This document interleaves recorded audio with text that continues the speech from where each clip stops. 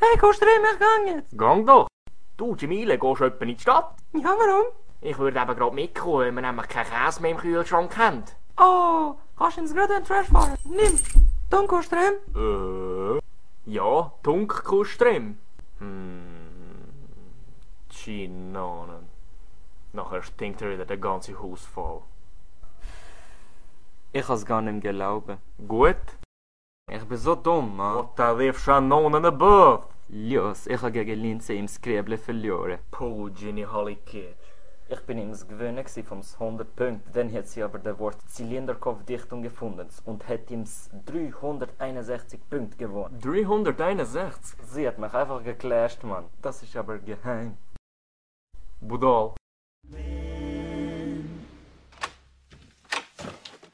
Hey, kommst du rein? Jamile, I am here. Oh, liebe dich. Mua. Leck, schmeckt das fein.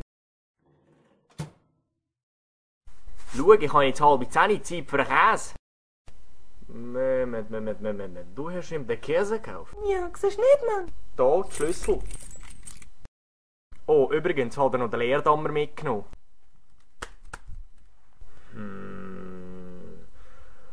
Koffer, Tommy, willst du normal im Schweizer den Käse kaufen? Warum? Bist du Käsepolizei? Und Teams nächste Episode kommt Teams. Geht der Elend von Depressionen wegen dem Scrabble, woher hat ihm's verloren? Ist ihm der Schweizer durchgekommen mit dem Versuch vom Käse in den Kühlschrank tun. Und tut der Kuster ihm jetzt seine Pille schlagen wegen dem? Tönt er's einfach weiter schauen, oder? Riders on the storm.